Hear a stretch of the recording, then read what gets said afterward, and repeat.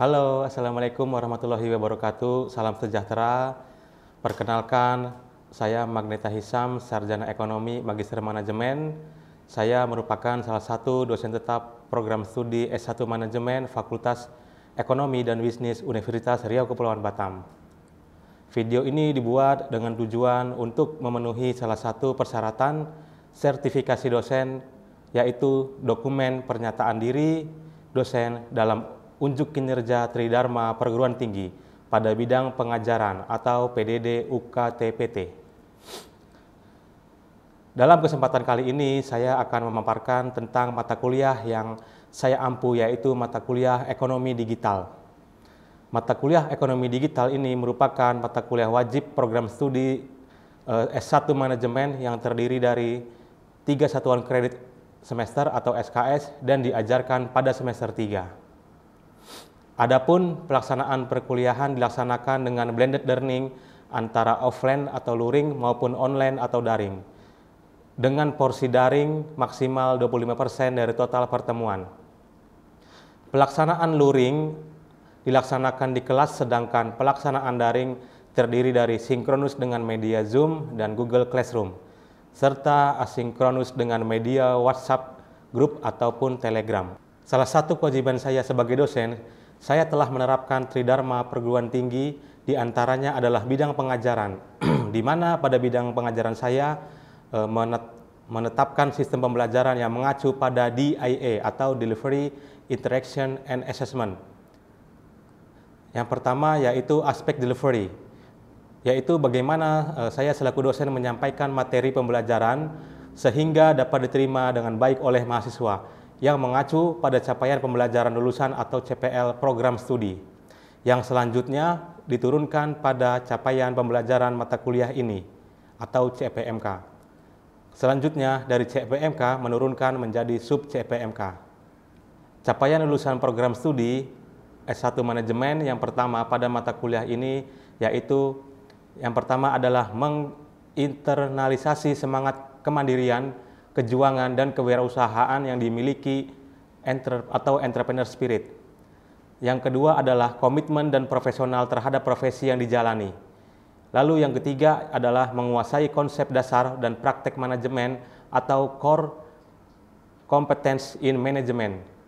Capaian lulusan program studi yang keempat adalah mampu mengkaji implikasi pengembangan atau implementasi ilmu pengetahuan dan teknologi yang memperhatikan dan menerapkan nilai humaniora sesuai dengan keahliannya berdasarkan kaidah, tata cara, dan etika ilmiah dalam rangka menghasilkan solusi gagasan atau kritik seni.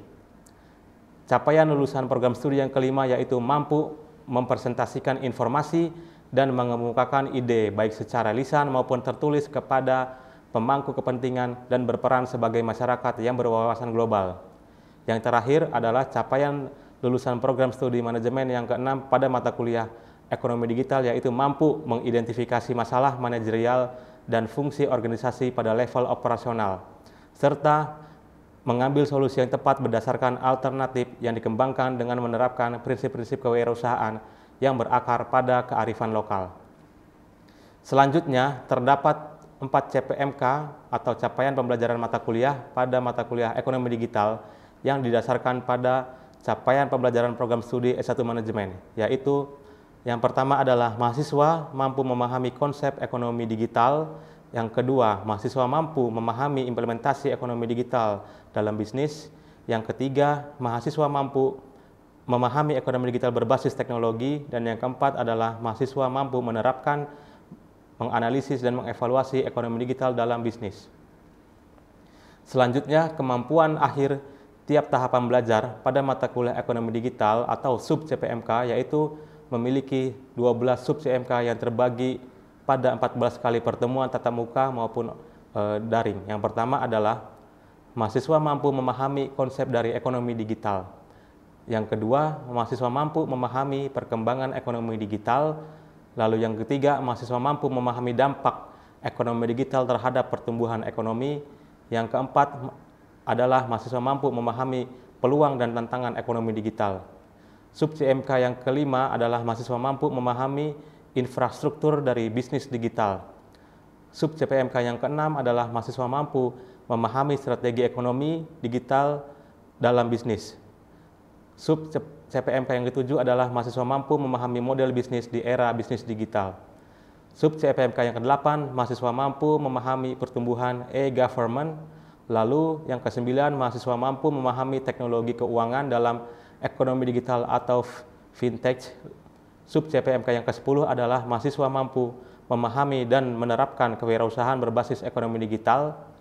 Sub CPMK yang 11 adalah mahasiswa mampu menerapkan ekonomi digital dalam sektor pariwisata.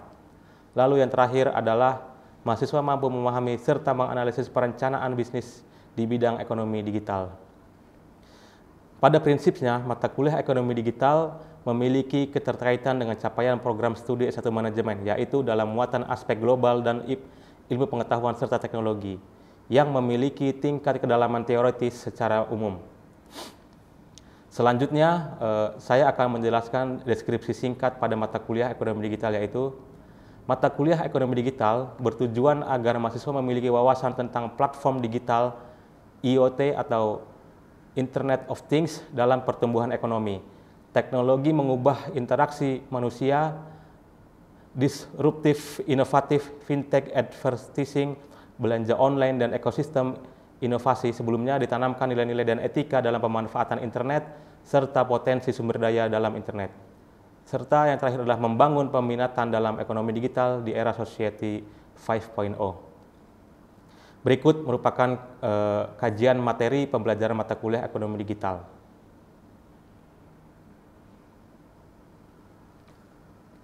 Dan ini adalah referensi pustaka utama serta penunjang dari mata kuliah ekonomi digital, serta artikel dan jurnal atau makalah yang berhubungan dengan ekonomi digital yang terkait dengan materi ekonomi digital. Oke, selanjutnya aspek interaction, yaitu sistem metode pembelajaran interaction yang saya lakukan di dalam kelas, yaitu dengan menggunakan SLC atau Student Learning Center, yaitu metode pembelajaran yang menempatkan peserta didik sebagai subjek pembelajaran, sehingga peserta didik akan belajar lebih efektif, kreatif, mandiri, serta inovatif. Untuk aspek interaction, metode pembelajaran yang saya terapkan yang pertama adalah pembelajaran interaktif, yaitu di mana saya sebagai dosen memaparkan materi di kelas dan menyisipkan pertanyaan-pertanyaan kepada peserta didik serta meminta pendapat kepada peserta didik sesuai dengan materi yang saya sampaikan. Yang kedua adalah small group discussion atau diskusi kelompok. Metode pembelajaran yang melibatkan kelompok siswa dengan pengajar untuk menganalisis, menggali, serta memperdebatkan topik-topik pada mata kuliah ekonomi digital, yaitu dengan cara memberikan tugas yang dikerjakan secara kelompok, dilanjutkan melakukan presentasi kelas, serta membahas atau diskusi dari materi tugas kelompok yang saya telah berikan. Lalu yang ketiga adalah self-directed learning, yaitu metode dengan memberikan tugas kepada individu peserta didik seperti tugas membuat ringkasan. Aspek yang terakhir yaitu aspek asesmen atau penilaian, yaitu merupakan suatu proses penilaian untuk mengukur kemampuan peserta didik secara objektif dalam menerima materi pembelajaran. Untuk aspek penilaian yang saya lakukan kepada peserta didik, yaitu dengan memberikan tes uraian, marking scheme atau penskoran, serta tes analisis objektif. Untuk contoh dari tes uraian, marking scheme, dan penskoran saya tampilkan pada gambar berikut. Selanjutnya adalah indikator penilaian. Dalam perkuliahan diterapkan 4 komponen penilaian, yaitu yang pertama adalah komponen absensi atau kehadiran peserta didik sebesar 15%. Lalu yang kedua komponen tugas, yaitu tugas individu, presentasi kelompok, serta keaktifan peserta didik, yaitu sebesar 20%. Yang ketiga adalah ujian tengah semester atau UTS sebesar 30%. Dan yang terakhir adalah ujian akhir semester atau UAS sebesar 35%. Penetapan pelaksanaan evaluasi menggunakan sebuah sistem informasi akademik terpadu atau SIAKAD sebagai pusat layanan yang saling terintegrasi antara dosen, mahasiswa, dan juga institusi. Baik, demikianlah pemaparan mata kuliah ekonomi digital yang juga tercantum dalam rancangan pembelajaran semester atau RPS. Selanjutnya adalah bagian dari proses pembelajaran tatap muka yang dilakukan secara luring. Selamat menyaksikan. Assalamualaikum warahmatullahi wabarakatuh. Assalamualaikum warahmatullahi wabarakatuh. Waalaikumsalam warahmatullahi wabarakatuh. Alhamdulillah semuanya semangat ya. Jadi salam sejahtera untuk kita semua. Nah teman-teman semuanya, jadi pada pertemuan hari ini kita akan melanjutkan perkuliahan kita pada pertemuan sebelumnya, yaitu tentang ekonomi digital ya. Nah, jadi sebelum kita memulai perkuliahan, jadi sebelumnya kita akan berdoa dulu seperti biasa agar materi yang Bapak akan sampaikan bisa terlaksana sampai dengan nanti akhir ya. Nah, berdoa akan berpimpin. Oke, berdoa menurut kepercayaan masing-masing mulai. Oke, selesai. Untuk hari ini bagaimana absensi menurut semua? S12? Ada beberapa yang diisi Pak. Ada beberapa yang diisi ya. Oke, jadi nanti seperti biasa untuk absensi silahkan diisi di sistem siaran ya. Nah, diisi nanti bagi yang tidak hadir agar mengisi mengupload form izinnya ya, seperti biasa. Nah, untuk pertemuan yang kedua ini adalah tentang perkembangan ekonomi digital. Gitu.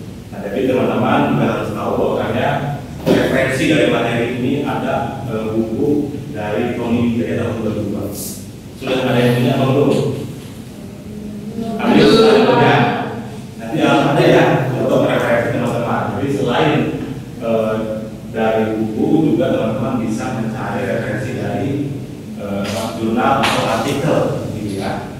Nah, di sini juga ada YouTube yang menjelaskan tentang perkembangan ekonomi digital. Gitu. Jadi nanti saya silakan dibuka YouTube-nya juga. Nah, sebelum kita mulai masuk ke perkembangan ekonomi digital, Bapak akan mereview dulu nih ya kan, materi pertemuan yang pertama tentang ekonomi digital gitu ya.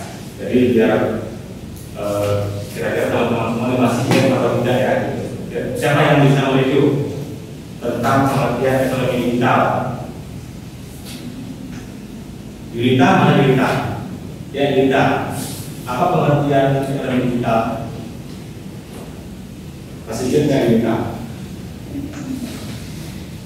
Pengertian ekonomi digital itu menjelaskan perkembangan dan pertumbuhan ekonomi beberapa dekade yang akan datang seperti UMKM, mekanisme dan koordinasi pasar serta organisasi, MBG, pemasaran berbasis internet, sehingga disimpulkan yaitu seluruh kegiatan ekonomi yang menggunakan bantuan internet dan kecerdasan buatan atau artificial intelligence atau yang biasa kita sebut AI.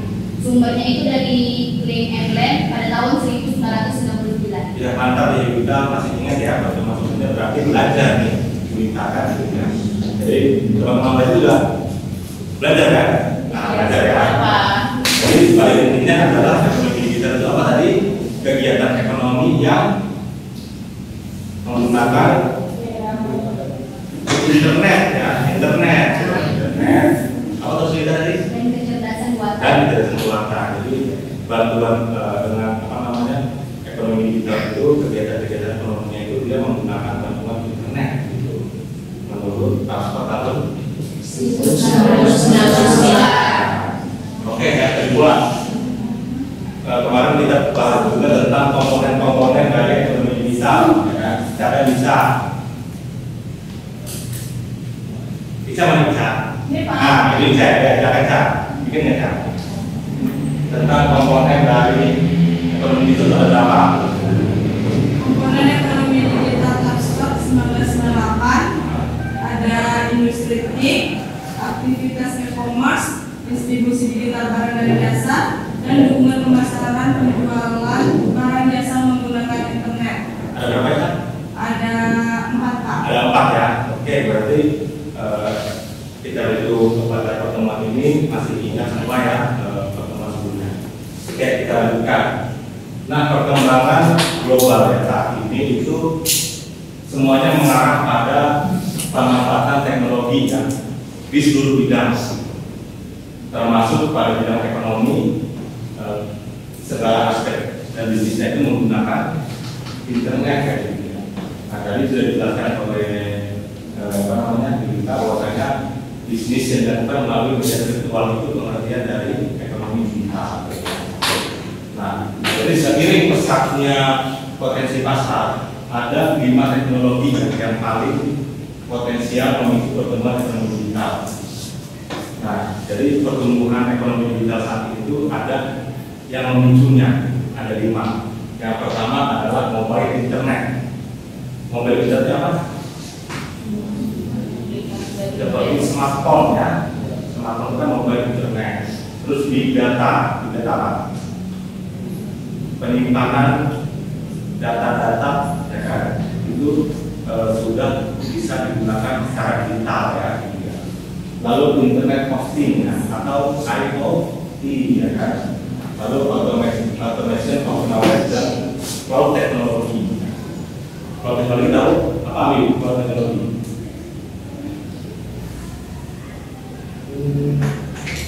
Kalau kita punya iPhone atau handphone itu kan ada cloudnya ya, yang bisa kita gunakan. Itu apa? Penyimpanan data. Nah, ini selanjutnya adalah tentang perkembangan ekonomi digital. Menurut siapa ini sumbernya? Ekonomi 2018 ya. Ternyata ekonomi digital di Asia Tenggara itu yang paling tinggi adalah siapa? Adalah apa? Indonesia. Nah, ada boleh tahu nggak Indonesia ternyata dalam 5 tahun, 10 tahun terakhir itu perkembangannya sangat signifikan dibandingkan dengan Malaysia, Filipina, Singapura, Thailand, dan Vietnam. Apa yang mendasari sebenarnya?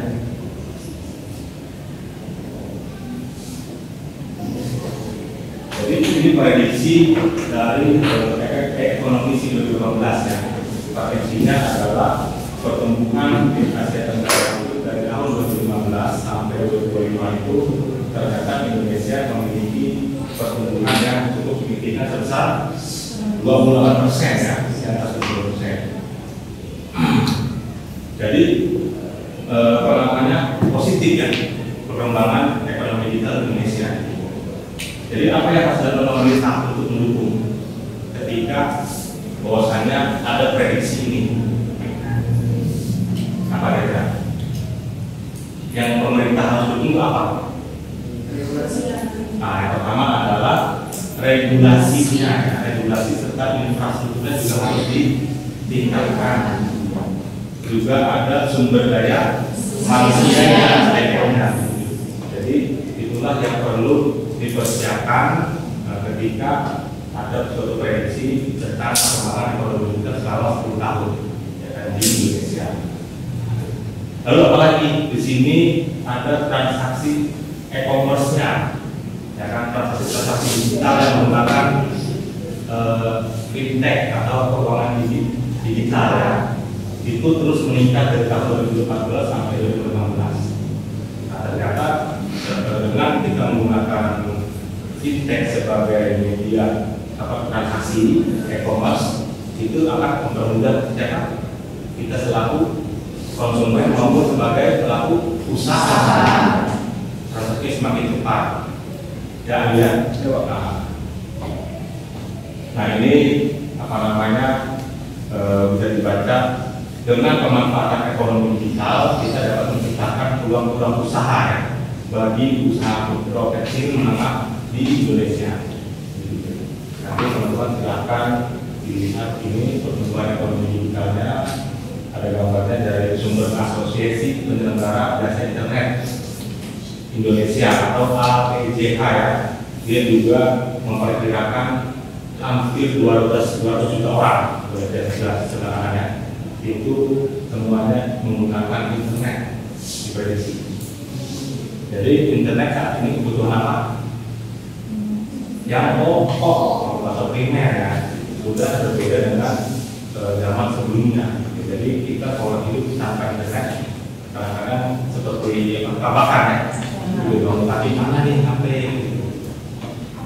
mau makan HP juga ya kan, di foto dimasukin medsos itu yang sudah berubah perilaku ya, sehingga itu menjadi peluang bagi pengusaha-pengusaha di bidang ekonomi digital. Nah, selanjutnya apa sih yang akan terjadi secara bisnis, ya kan? Ketika perkembangan ekonomi digital itu sudah di depan mata kita, atau mungkin sudah ada saat ini. Yang pertama adalah mengubah pola bisnis. Apa tuh mengubah pola bisnis? Yang tadinya konten tradisional, ya kan? Sekarang sudah berubah menjadi digital. Apa saja berubah? Contohnya paling gampang. Toko baju, Pak. Toko baju itu apa? Sama toko baju online, Pak. Toko baju kita bisa jualnya langsung online ya kan. Kalau konvensional itu harus ada tokonya gitu ya, harus ada bentuk fisiknya itu ya. Itu yang berubah pola bisnisnya contohnya kan. Lalu yang kedua, perencanaan bisnisnya yang tersistematis. Ini apa nih? Yang sudah rapi oleh sistem. Berarti kalau di digital itu kita bisa membuat sistem ya, sistem yang sifatnya merancang aktivitas bisnis. Contohnya apa?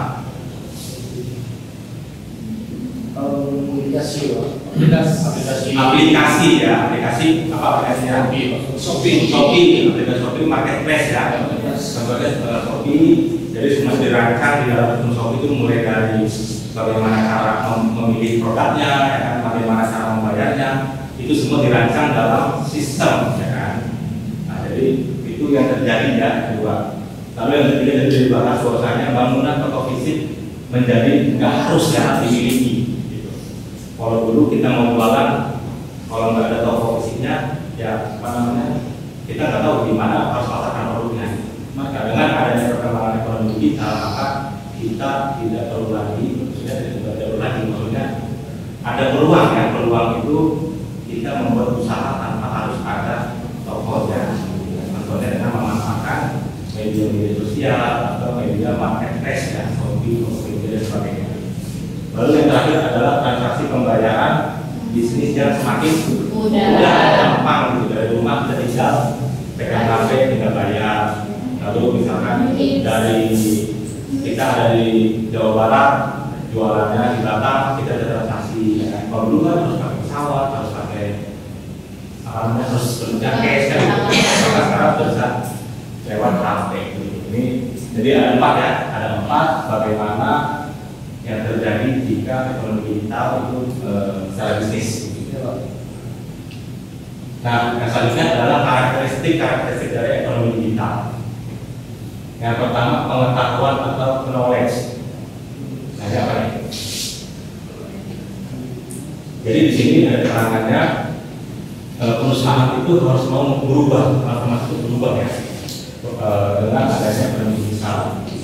Jadi kita tuh dalam hal pengetahuan kita juga harus memiliki mindset pengetahuannya yang berubah. Gitu. Tidak seperti konvensional zaman dulu.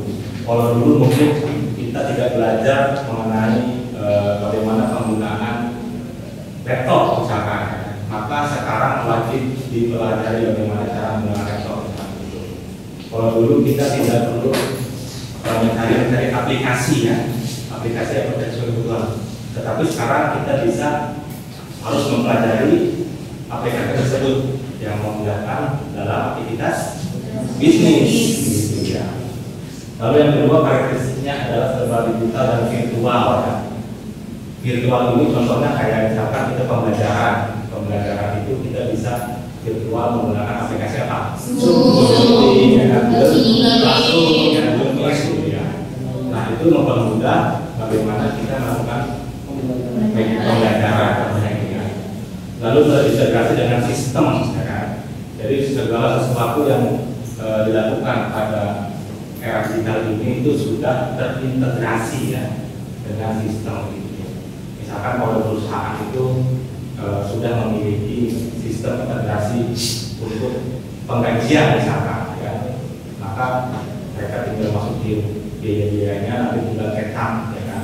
Kalau dulu manual ya, nah, penggajian sekarang sudah bisa langsung dikirim ke rekening masing-masing yang sudah didaftarkan, itu contohnya dari integrasi sistem.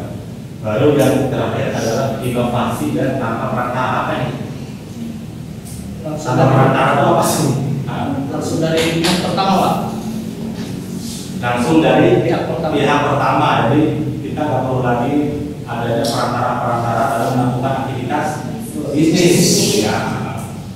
Kalau dulu mungkin ada Harus ada yang namanya harus ada yang pool atau poolnya, ya. Sekarang kita bisa langsung saja kita eksekusi bisnisnya. Ya. Nah ini ada 4 ya, ya.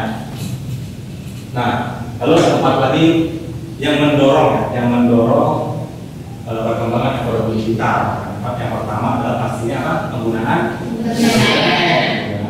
Lalu yang kedua perdagangan elektronik antar bisnis. Lalu ada pengiriman barang dan jasa ya. Nah itu pengiriman barang sama seperti apa? Kurir JNE itu kan sudah pakai sistem ya online ya kan. Lalu ada penjualan kisaran barang dan jasa ya. Seperti perangkat lunaknya, 2 aplikasi kayak sistem penjual sistem ya kan, kayak sistem web, suku bunga dan lain-lain. Lalu apa sih manfaatnya ya kan, bagi kita semua ketika perkembangan ekonomi digital ini? Yang pertama pastinya adalah efisiensi ya.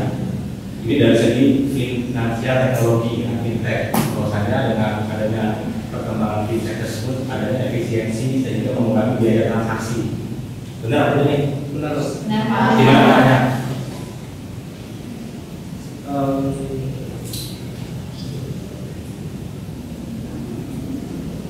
Di mana benarnya nih kalau misalkan manfaatnya itu adalah berkurangnya biaya transaksi atau apa? Karena kita tidak perlu lagi membayar pos-pos yang disediakan satu perusahaan Indonesia langsung. Contohnya kita tidak perlu lagi membayar biaya transportasi ya kan? Misalkan kita mau beli barangnya di daerah yang agak jauh nih ya kan? Ya kan kita nggak perlu lagi datang ke sana. Kita cukup by telepon, by WA, kita mana nih? Ya. Jadi biaya transaksi lebih murah kan? Daripada kita harus datang langsung mengeluarkan biaya bensin, ya, mengeluarkan biaya dan sebagainya. Itu contohnya ya. Yang kedua, peluang UMKM untuk menembus pasar global lebih mudah.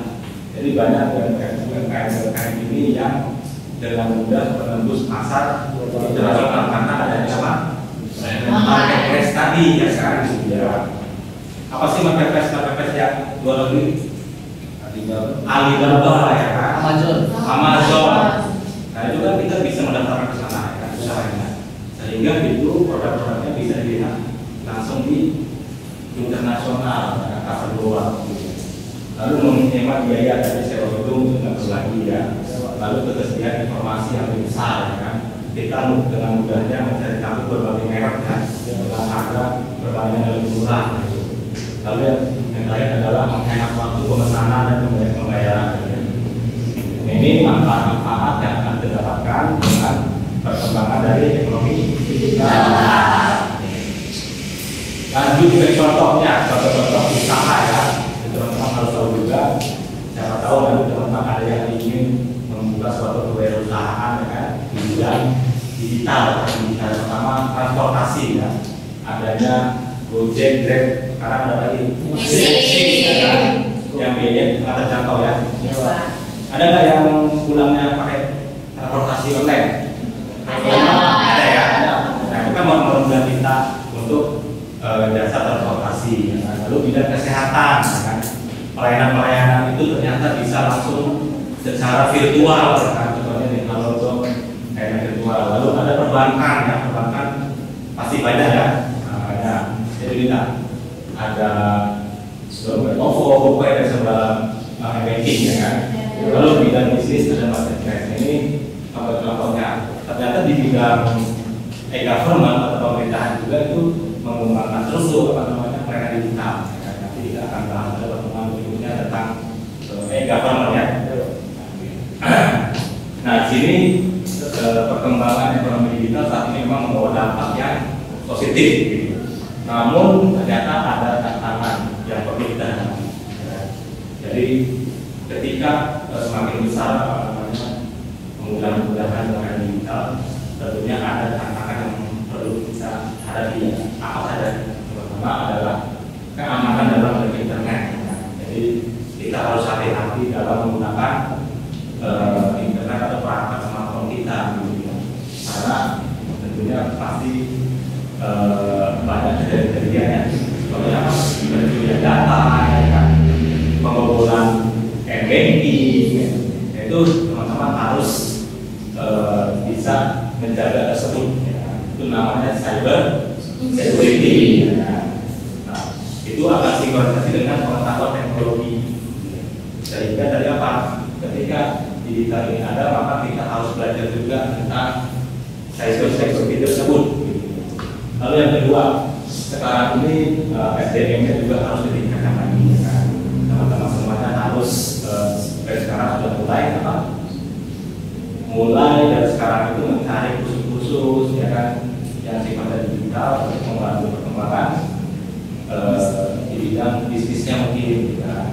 Jadi tidak juga harus karena di kuliah, ternyata juga karena kan ini ada proyek-proyekan yang sifatnya virtual kan.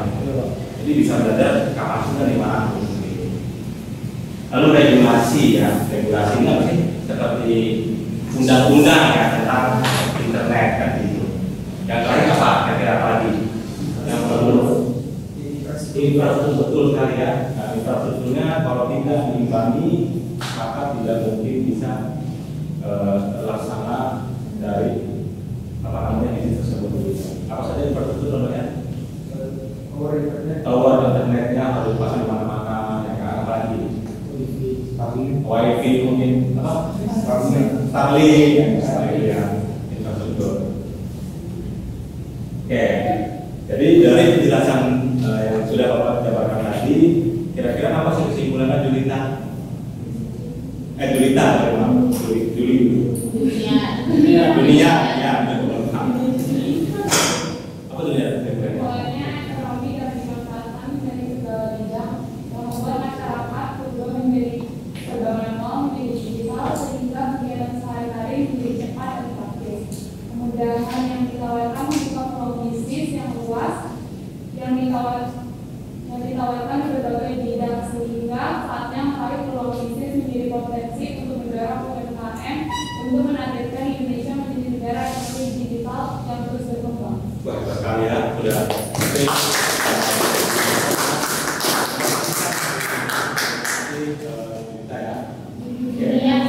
Dunia. Nah, jadi nanti ini kesimpulan dari materi ini adalah tentunya kegiatan sehari-hari ini menjadi lebih cepat dan praktis ya, dengan adanya perkembangan ekonomi digital. Lalu juga dampak dan pengaruh dari ekonomi digital itu sangat besar bagi pelaku usaha konsumen ya. Nah, seperti ini kesimpulannya. Nah, terakhir adalah teman-teman ada tugas ya. Tugasnya itu yang pertama adalah membuat rangkuman dari materi ini. Nah, tapi tidak hanya merangkum, teman-teman juga memasukkan referensi-referensi lainnya tentang perkembangan dari ekonomi digital. Baru yang kedua nanti Esther ya, tolong dikoordinasikan agar membuat grup kelompok ya, yang masing-masing itu terdiri dari 5 orang. Semuanya ada berapa? 32 berarti kurang lebih ada 6 kelompok ya. Ada 6 kelompok, nanti Esther dikoordinasikan ya. Kenapa? Karena nanti di kelompok berikutnya kita akan ada diskusi mengenai materi-materi dari ekonomi digital. Oke, ada pertanyaan sebelum kita akhiri pertemuan kita hari ini? Kalau tidak ada, Bapak sudah memahami ya tentang bagaimana perkembangan dari ekonomi digital. Nanti jangan lupa untuk tugasnya dikumpulkan di depan, itu dikirim ke email Bapak ya. Demikian pertemuan kita pada hari ini. Assalamualaikum warahmatullahi wabarakatuh. Selamat malam.